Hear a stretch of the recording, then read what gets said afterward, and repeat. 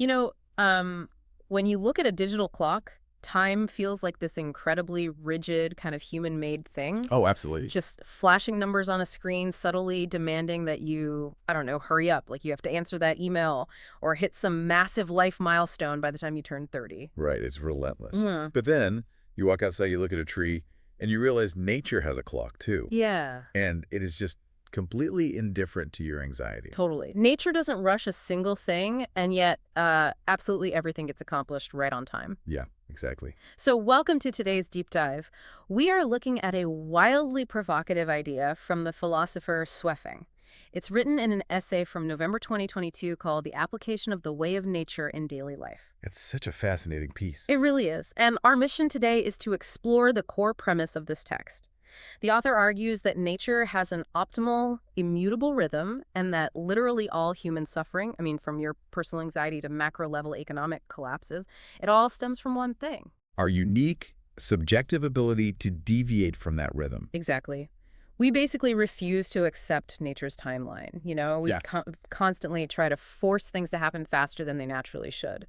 And what's great is the author builds this entire philosophical framework by starting with really vivid empirical observations. Right. You don't have to read dense academic theory to understand it. You just have to look at the physical world. From these basic biological baselines, the text extrapolates these massive claims about human behavior. Okay, let's unpack this. Because those biological examples are where the author really sets the hook. Yeah, they really ground the whole theory. We aren't starting with abstract ideas about the human soul. We are starting with, like, water and eggs. Right, so the essay establishes the specifics of what Sufin calls the way. And the way is simply the undeniable physical and biological timelines that govern matter. Okay. For example, under normal atmospheric pressure, water freezes into a solid at exactly 0 degrees Celsius.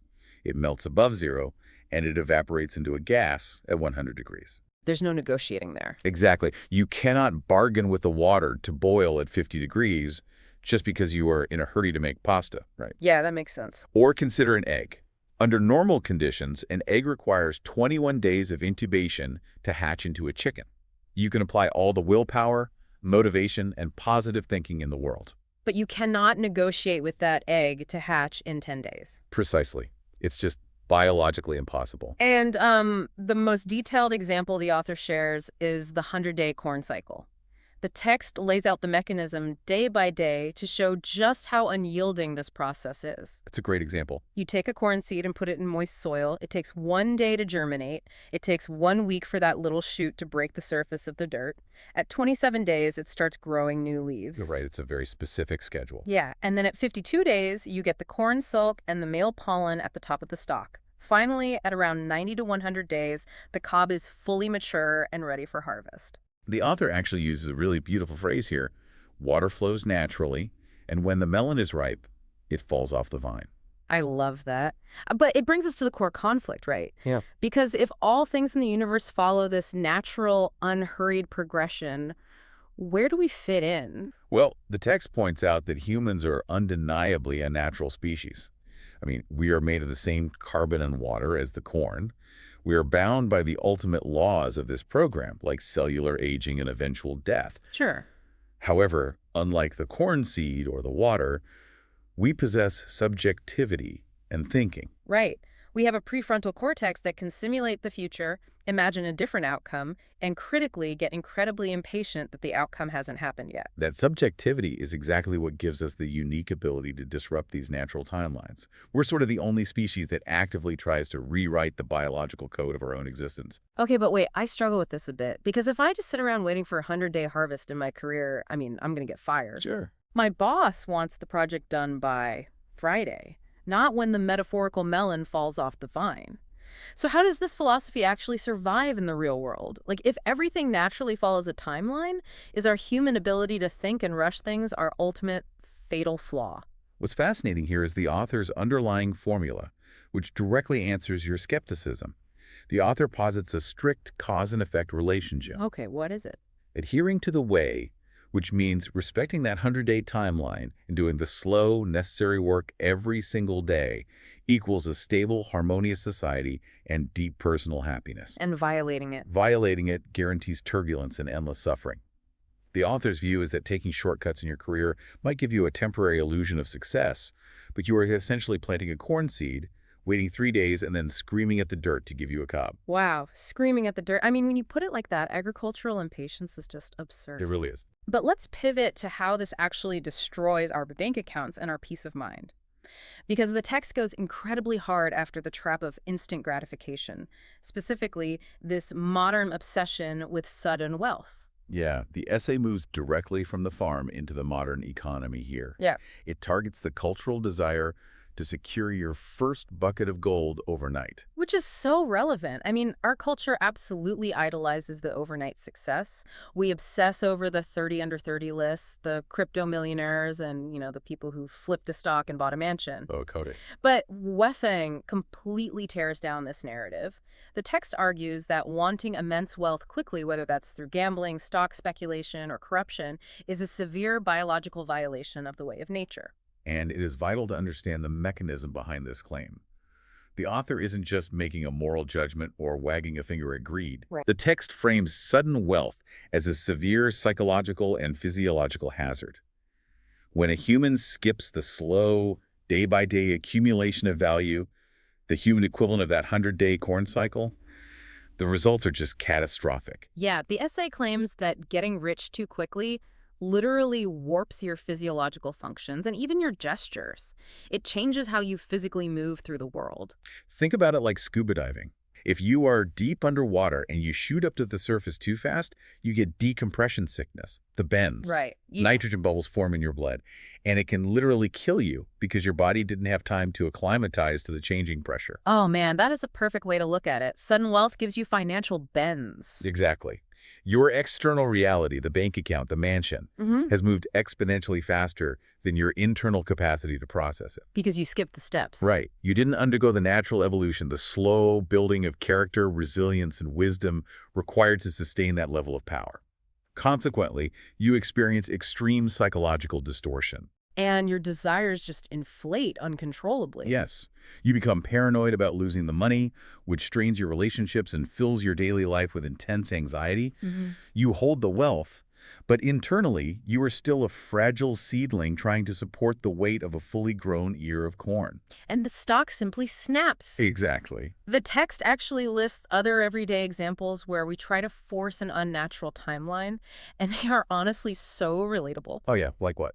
Well, it mentions parents forcing their children to abandon unstructured playtime just to cram in more studying and get ahead of the curve. Oh wow. Yeah. It also calls out spiritual masters who learn a few pieces of patchwork jargon and suddenly declare themselves enlightened gurus to mislead people, completely skipping the decades of silent practice. Classic shortcut. And it even points to academics who refuse to do the grueling, tedious research, but still demand the fame and accolades. They are all chasing the illusion of the shortcut. They want the harvest without tending the soil. Exactly. And the warning here is incredibly grim. While society idolizes the prodigy, the text warns that easily achieved success is a guaranteed trap. If you achieve your wishes too effortlessly, the author says you are planting hidden dangers. Hidden dangers. That's a powerful phrase. Yeah. The text specifically uses the example of corrupt officials who feel smug and untouchable because they acquired sudden wealth and power. But it catches up to them. Right. The author warns that those hidden dangers will eventually erupt.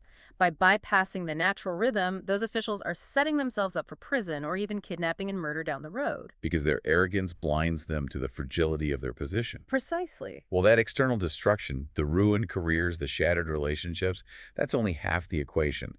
The text takes this concept of skipping the timeline and turns it inward. Into the physical body, right. Yes, examining what this rushing does to our physical health and our minds. This is where we get to what the author calls the Goldbach conjecture for readers to verify, which I just love as a framing device. It's very clever. For those who aren't math nerds, the Goldbach conjecture is one of the oldest unsolved mysteries in mathematics. It's a rule that seems universally true every time you test it, but it's incredibly complex to formally prove. Right. So the author borrows this term to propose a grand universal rule about human health. The bold claim is this: anyone who has a disease has violated the way of nature, and anyone whose body is without disease is currently following it. It's a bold, absolute binary. The author leaves literally no room for gray areas. Illness is presented as the direct physical manifestation of fighting the natural rhythm. So what are the specific behaviors that cause this? The text outlines several unnatural behaviors that trigger this biological breakdown. At a basic level, it's about going against the diurnal rhythms of the Earth, failing to rise with the sun and rest with the sunset. Oh, like messing up your sleep schedule. Exactly. Going to bed at 3 in the morning and sleeping until noon disrupts the circadian rhythm, which places massive cellular stress on the body. But it goes way beyond just sleep and, like, eating without moderation, right? The text focuses heavily on emotional states. It does. Harboring anger, constantly comparing yourself to others, envy, greed, aggressiveness, and selfishness. These aren't just bad moods in this philosophy. The author positions them as literal biological toxins. Because when you look at the physiological mechanism, anger and intense competitiveness trigger the release of stress hormones, things like cortisol and adrenaline. Your Yeah. body goes into a fight or flight state. And you can't live in that state forever. No, you can't. If you live in a constant state of envy or aggression, always rushing, always grasping, you are keeping your engine running in the red zone. Yeah. You are artificially accelerating the decay of your own cells. Wow. These toxic emotional states are violations of the way that inevitably manifest as chronic physical disease. Which eventually brings the text to the ultimate biological reality we all have to face, which is death. The source claims that 99% of people fear death, and the author calls this highly irrational because, according to the text, death is the most natural and just thing in the universe. Even the heaven and the earth, the stars and the galaxies, they will all eventually perish and transform. Fearing death is really the ultimate proof of our failure to accept natural timelines. We logically accept that the corn will eventually be harvested, consumed, and returned to the soil, but we completely refuse to accept that our own biological cycle has an endpoint. We treat our own mortality as a mistake rather than a milestone. Exactly. Here's where it gets really interesting, though, because the author lays out two distinct paths for how a human can confront mortality. Option 1, you can fear it. You can spend your days obsessing over aging, clinging to your youth, and living a timid, shrinking life. Yeah, option 2. Option 2, you can embrace death with a smile. The text argues that if you truly accept the natural timeline, you can live a romantic, relaxed, free, and deeply enjoyable life. That's a beautiful contrast. It is. The author even suggests that understanding these mysteries of life and time opens a new door, questioning how this mindset makes the scenery after death perhaps even more fascinating and pleasant. If we connect this to the bigger picture the author is painting, fearing death is the ultimate litmus test. If you still possess a fear of the end, it is a definitive proof that you have strayed from the way of nature. Because you're fighting reality. Exactly. It means you are fundamentally at war with reality. You are still trying to control a process that is, and always has been, entirely out of your hands. Okay, so individual deviation causes personal disease, crushing anxiety, and a terrible fear of death.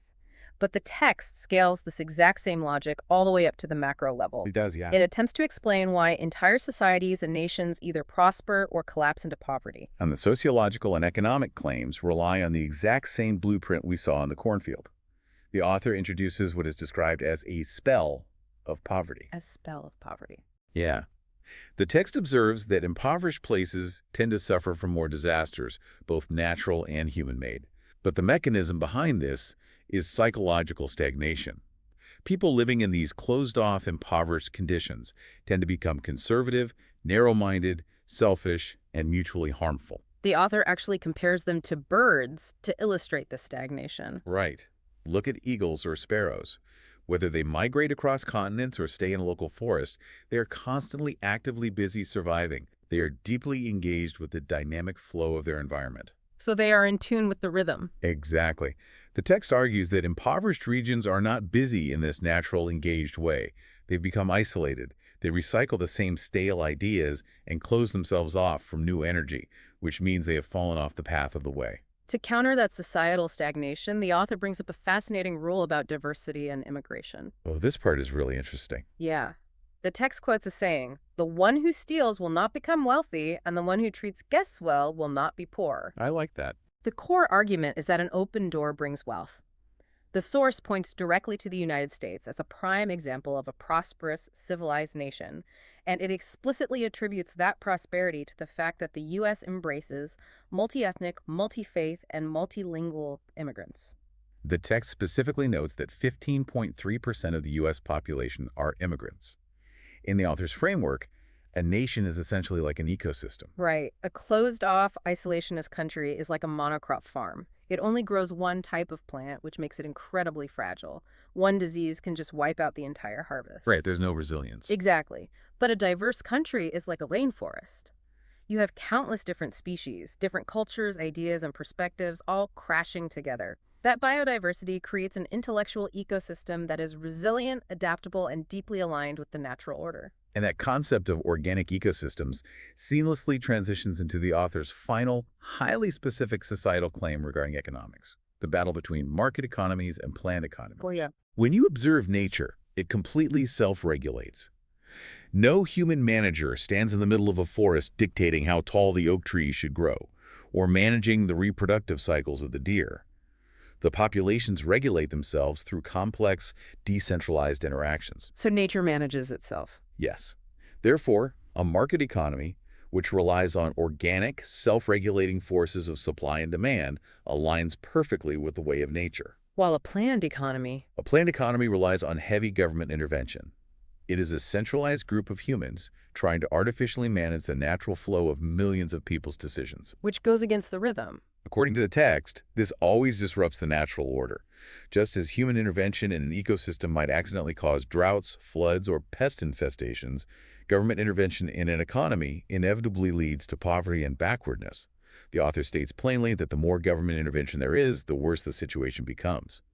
So what does this all mean? I think it is incredibly fascinating how the author takes this purely biological observation that forests manage themselves and applies it directly to global economics. It's a massive leap, but structurally consistent. Yeah. Now, to be clear, we are maintaining strict impartiality here. We are not endorsing these political or economic systems, but simply unpacking how the author applies that corn seed logic to global economics. Of course. But regardless of where you stand on free markets versus government regulation, you have to appreciate the strict consistency of Shuifeng's logic here. To the author, a government trying to centrally plan an economy is just as absurd as that impatient farmer screaming at the seed to grow faster. Human interference, whether in our own bank accounts or in a national economy, only creates chaos. It is a remarkable synthesis of ideas.